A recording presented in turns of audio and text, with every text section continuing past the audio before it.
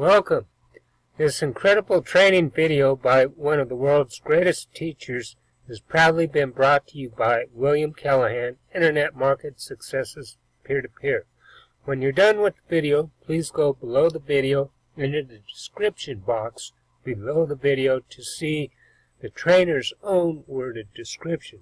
And also to like, share, comment, and subscribe so you don't miss a single one of the many power-packed upcoming videos just for you.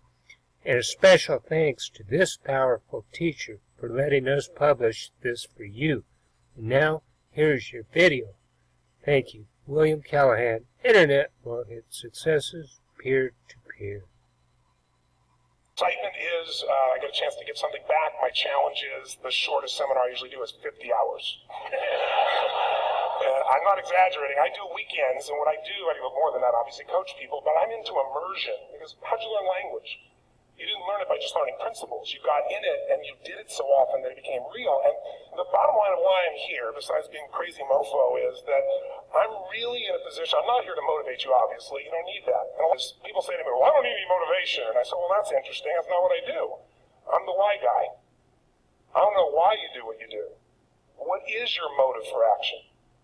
What is it that drives you in your life today? Not 10 years ago, or are you running the same pattern? Because I believe that the invisible force of internal drive activated is the most important thing in the world. I'm here because I believe emotion is the force of life.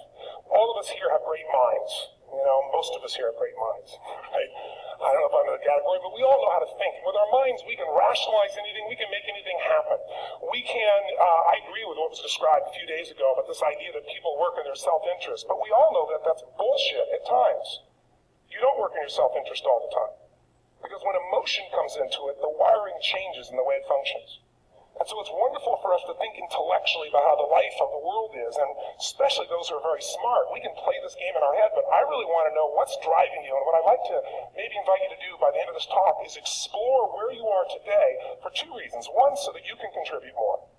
And two, so that hopefully we can not just understand other people more, but maybe appreciate them more and create the kinds of connections that can stop some of the challenges that we face in our society today. They're only going to get magnified by the very technology that's connecting us, because it's making us intersect. And that intersection doesn't always create the view of everybody now understands everybody and everybody appreciates everybody.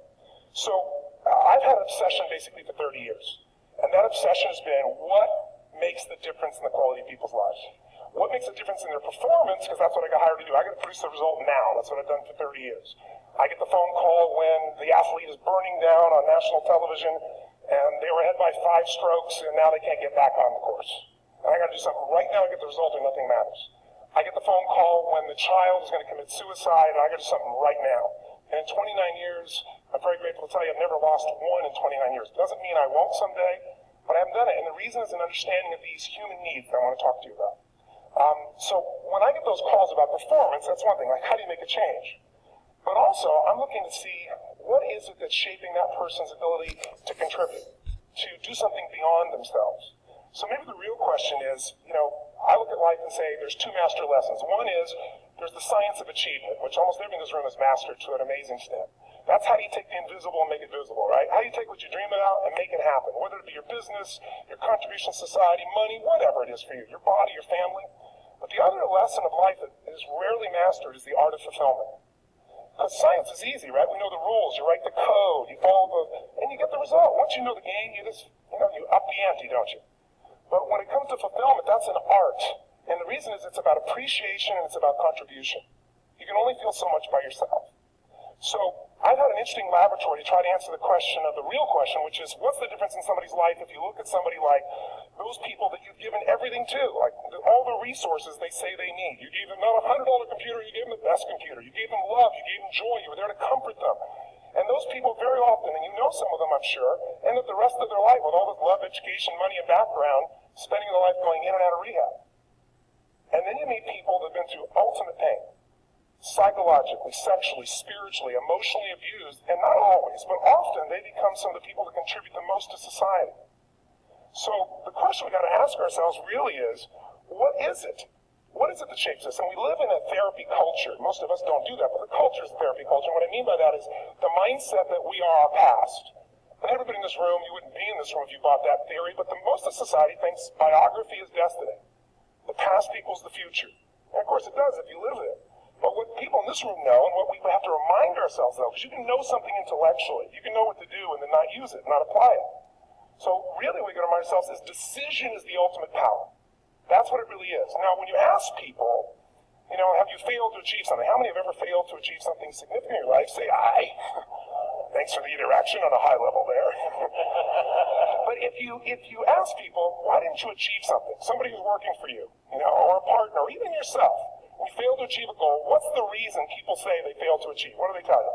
Didn't know enough, didn't have the knowledge, didn't have the money, didn't have the time, didn't have the technology, I didn't have the right manager, didn't have the Supreme Court.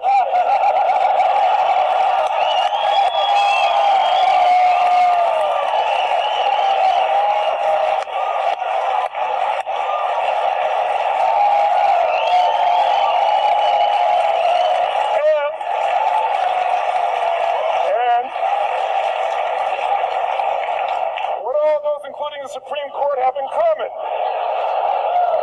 They are a claim to you missing resources. And they may be accurate. You may not have the money. You may not have the Supreme Court.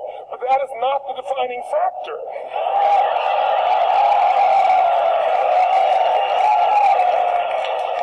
And you correct me if I'm wrong.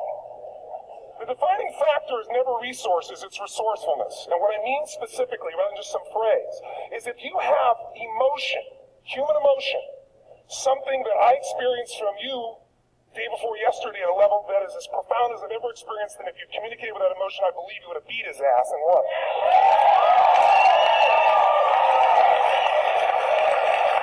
But how easy for me to tell him what he should do. Idiot, Robbins.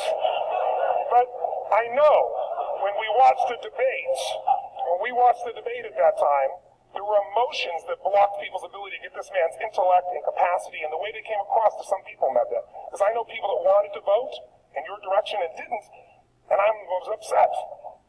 But there was emotion that was there. How many know what I'm talking about here? Say I. So emotion is it. If we get the right emotion, we can get ourselves to do anything. We can get through it. If you're creative enough, playful enough, fun enough, can you get through to anybody, yes or no? If you don't have the money, but you're creative and determined enough, you find the way. So this is the ultimate resource, but this is not the story that people tell us. Right? The story people tell us is a bunch of different stories. They tell us we don't have the resources, but ultimately, if you take a look here, flip it up if you would. We say, what are the reasons they have in common? We said that. Next one, please. He's broken my pattern, that son of a bitch. But I appreciated the energy, I'll tell you that. What determines your resources? We said decision-shaped destiny, which is my focus here. If decision-shaped destiny, what determines it is 3 decisions. What are you going to focus on? Right now, you have to decide what you're going to focus on. In this second, consciously or unconsciously, the minute you decide to focus on something, you've got to give it a meaning. And whatever that meaning is produces emotion. Is this the end or the beginning? Is God punishing me or rewarding me, or is this the roll of the dice? And emotion then creates what we're going to do, or the action. So think about your own life, the decisions that have shaped your destiny. And that sounds really heavy, but in the last 5 or 10 years, 15 years, haven't there been some decisions you've made that if you made a different decision, your life would be completely different? How many can think of one, honestly? Better or worse? Say I. So the bottom line is maybe it was where to go to work, and you met the love of your life there. Maybe it was a career decision. I know the Google geniuses I saw here. I understand that their decision was to sell their technology at first. What if they made that decision versus to build their own culture? How would the world be different? How would their lives be different? Their impact. The history of our world is these decisions. When a woman stands up and says, no, I won't go to the back of the bus, she didn't just affect her life. That decision shaped our culture. Or someone standing in front of a tank. Or being in a position like Lance Armstrong and someone says to you, you got testicular cancer. That's pretty tough for any male, especially if you ride a bike. You got it in your brain, you got it in your lungs. But what was his decision on what to focus on? Different than most people. What did it mean? It wasn't the end, it was the beginning. What am I going to do?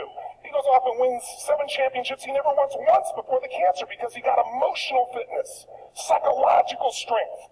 That's the difference in human beings that I've seen of the 3 million I've been around. Because that's not my lab. I've had 3 million people from 80 different countries that I've had a chance to interact with over the last 29 years. And after a while, patterns become obvious. You see that South America and Africa may be connected in a certain way, right? Other people say, oh, that sounds ridiculous. It's simple.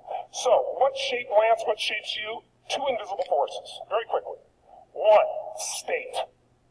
We all have had times. Have you had a time you did something and after you did it, you thought to yourself, I can't believe I said that. I can't believe I did that. That was so stupid. Who's been there? Say, aye.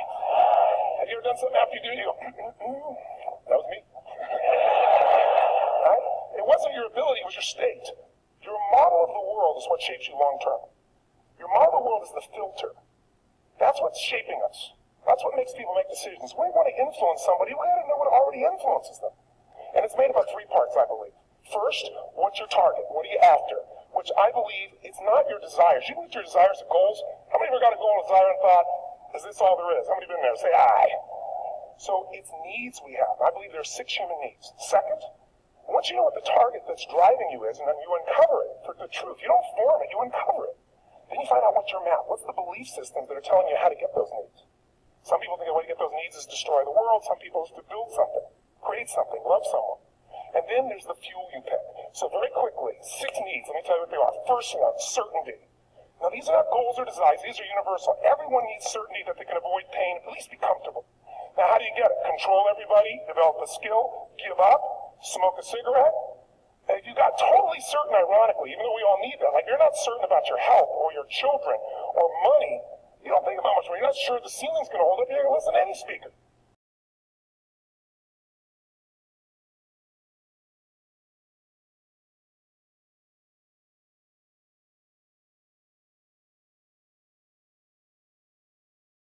But while we go for certainty differently, if we get total certainty, we get what? What do you feel if you're certain? You know what's going to happen, when it's going to happen, how it's going to happen. What would you feel? Bored out of your mind. So God, in her infinite wisdom, gave us a second human need, which is uncertainty.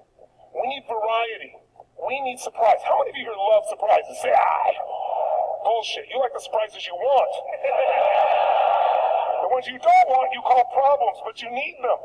So variety is important. Have you ever rented a video or a film that you've already seen? Who's done this? Get a fucking life. Right? Why are you doing it? You're certain it's good because you read it before, saw it before, but you're hoping it's been long enough you've forgotten if there's variety. Third human need, critical, significance. We all need to feel important, special, unique. You can get it by making more money. You can do it by being more spiritual. You can do it by getting yourself in a situation where you put more tattoos and earrings in places humans don't want to know. Whatever it takes. The fastest way to do this, if you have no background, no culture, no belief in resources or resourcefulness, is violence. If I put a gun to your head and I live in the hood, instantly I'm significant. 0 to 10, how high? 10. How certain am I you're going to respond to me? 10. How much uncertainty? Who knows what's going to happen next? Kind of exciting. Like climbing up into a cave and doing that stuff all the way down there. Total variety and uncertainty. And it's significant, isn't it? So you're willing to risk your life for it. So that's why violence has always been around and will be around unless we have a consciousness change as a species. Now, you can get significance a million ways, but to be significant, you got to be unique and different. Here's what we really need. Connection and love, fourth need. We all want it. Most people settle for connection because love's too scary. Don't want to get hurt. Who here has ever been hurt in an intimate relationship? Say aye. If you don't raise your hand, you'll have that other shit too. Come on. And you're going to get hurt again. Aren't you glad you came to this positive visit? But here's what's true. We need it. We can do it through intimacy, through friendship, through prayer, through walking in nature. If nothing else works for you, get a dog. Don't get a cat, get a dog. Because if you leave for 2 minutes, it's like you've been gone for 6 months when you show back up again 5 minutes later, right? Now, these first 4 needs, every human finds a way to meet. Even if you lie to yourself, even if you have split personalities. But the last 2 needs, the first 4 needs are called the needs of the personality, is what I call them. The last 2 are the needs of the spirit. And this is where fulfillment comes. You won't get fulfillment from the first 4. You'll figure a way, smoke, drink, do whatever, meet the first 4. But the last 2, number 5, you must grow. We all know the answer here. If you don't grow, you what? If a relationship's not growing, if a business is not growing, if you're not growing, it doesn't matter how much money you have, how many friends you have, how many people love you, you feel like hell. And the reason we grow, I believe, is so we have something to give of value. Because the 6th need is to contribute beyond ourselves. Because we all know, corny as it sounds, secret of living's giving. We all know life's not about me, it's about we. This culture knows that. This room knows that. That's exciting. When you see Nicholas up here talking about his $100 computer, the most passionate, exciting thing is here's a genius, but he's got a calling now. You can feel the difference in him. And it's beautiful. And that calling can touch other people. In my own life. My life was touched because when I was 11 years old, Thanksgiving, no money, no food, and we're not going to starve, but my father was totally messed up. My mom was letting him know how bad he messed up. And somebody came to the door and delivered food. My father made 3 decisions. I know what they were briefly. His focus was, this is charity. What does it mean? I'm worthless. What am I going to do? Leave my family, which he did. The time, one of the most painful experiences of life. My 3 decisions gave me a different path. I said, focus on, there's food, what a concept. You know? Second, but this is what changed my life. This is what shaped me as a human being. Somebody's gift, I don't even know who it is. But my father always said, no one gives a shit. And all of a sudden, somebody I don't know, they're not asking for us, giving our family food, looking out for us. It made me believe this. What does it mean? That strangers care. And what that made me decide is strangers care about me and my family. I care about them. What am I going to do? I'm going to do something to make a difference. So when I was 17, I went out one day on Thanksgiving. It was my target for years. Have enough money to feed 2 families. The most fun thing I ever did in my life. The most moving. Then next year I did 4. And I didn't tell anybody what I was doing. Next year, 8. I wasn't doing it for brownie points. But after 8, I thought, shit, I could use some help. So sure enough, I went out, and what did I do? I got my friends involved, and I grew companies, and I got 11 companies, and I built a foundation. Now, 18 years later, I'm proud to tell you, last year we fed 2 million people in 35 countries through our foundation, all during the holidays, Thanksgiving, Christmas, and all the different countries around the world. It's been fantastic. Thank you. So I don't tell you that to brag. I tell you because I'm proud of human beings because they get excited to contribute once they've had the chance to experience it and not talk about it. So finally, I'm about out of time, the target that shapes you, here's what's different about people. We have the same needs, but are you a certainty freak? Is that what you value most, or uncertainty? This man here couldn't be a certainty freak if he climbed through those caves. Are you driven by significance or love? We all need all 6, but whatever your lead system is tilts you in a different direction. And as you move in a direction, you have a destination or destiny. The second piece is the map. Think of that as the operating system tells you how to get there. And some people's map is, I'm going to save lives even if I die for other people, and they're a fireman. Somebody else says, I'm going to kill people to do it. They're trying to meet the same needs of significance, right? They want to honor God or honor their family, but they have a different map. And there are 7 different beliefs. I can't go through them because I'm done. The last piece is emotion. I say one of the parts of the map is like time. Some people's idea of a long time is 100 years. Somebody else says is 3 seconds, which is what I have. And the last one I've already mentioned that tells you, if you got a target and you got a map, and let's say, I can't use Google because I love maps, and they haven't made it good for maps yet. So if you use MapQuest, how many have made this fatal mistake of using MapQuest at some time? You use this thing and you don't get there. Well, imagine if your beliefs guarantee you can never get to where you want to go. The last thing is emotion. Now, here's what I'll tell you about emotion. There are 6,000 emotions that we all have words for in the English language, which is just a linguistic representation, right? It changes by language. But if your dominant emotions, if I have more time, I have 20,000 people or 1,000, and I have them write down all the emotions that they experience in an average week. And I give them as long as they need. And on one side, they write empowering emotions, the other is disempowering. Guess how many emotions people experience? Less than 12. And half of those make them feel like shit. So they got 5 or 6 good freaking feelings, right? It's like they feel happy, excited, oh shit, frustrated, overwhelmed, depressed. How many of you know somebody who, no matter what happens, finds a way to get pissed off? How many know somebody like this? Or no matter what happens, they find a way to be happy or excited. How many know somebody like this? Come on. When 9/11 happened, and I'll finish with this, I was in Hawaii. I was with 2,000 people from 45 countries. We were translating 4 languages simultaneously for a program that I was conducting for a week. The night before was called Emotional Mastery. I got up, had no plan for this, and I said, we had all this fireworks, I do crazy shit, fun stuff. And then at the end I stopped, and I had this plan I was going to say, but I never do what I'm going to say. And all of a sudden I said, when do people really start to live? When they face death. And I went through this whole thing about if you were going to get off this island, if 9 days from now you were going to die, who would you call, what would you say, what did you do? One woman, well that night is when 9/11 happened. One woman had come to the seminar, and when she came there, her previous boyfriend had been kidnapped and murdered. Her friend, or her new boyfriend, wanted to marry her, and she said no. He said, if you leave and go to the Hawaii thing, it's over with us. She said it's over. When I finished that night, she called him and left a message, true story, at the top of the World Trade Center where he worked, saying, honey, I love you. I just want you to know, I want to marry you. It was stupid of me. She was asleep, because it was 3 a.m. for us, when he called her back from the top and said, honey, I can't tell you what this means. He said, I don't know how to tell you this, but you give me the greatest gift, because I'm going to die. And she played the recording for us in the room. She was on Larry King later. And he said, you're probably wondering how on earth this could happen to you twice. And he said, all I can say to you is, this must be God's message to you, honey. From now on, every day, give your all, love your all. Don't let anything ever stop you. She finishes, and a man stands up and he says, I'm from Pakistan, I'm a Muslim, I'd love to hold your hand and say I'm sorry, but frankly, this is retribution. I can't tell you the rest because I'm out of time.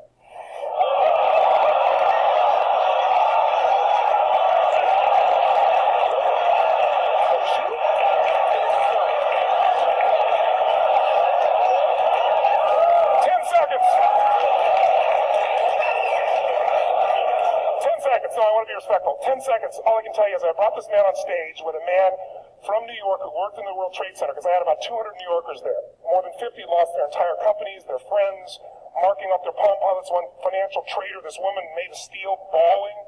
30 friends crossing off that all died. And what I did to people is that, what are we going to focus on? What does this mean, and what are we going to do? And I took the group and got people to focus on, if you didn't lose somebody today, your focus is going to be how to serve somebody else. There are people, one woman got up, she was so angry and screaming and yelling. And I thought she wasn't from New York, she's not an American, she doesn't know anybody here.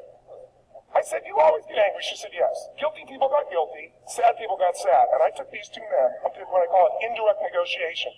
Jewish man with family in the occupied territory, some New York who would have died if he was at work that day. And this man who wanted to be a terrorist, and made it very clear. And the integration that happened is on a film, which I'll be happy to send you, so you can really see what actually happens instead of my verbalization of it.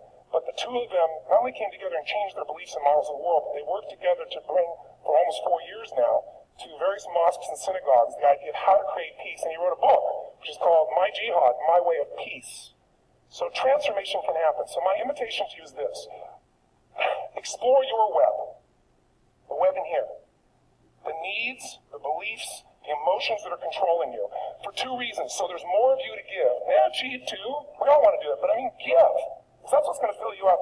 And secondly, so you can appreciate, not just understand, that's intellectual, that's mind, but appreciate what's driving other people. It's the only way our world's going to change. God bless you. Thank you. I hope this is sort of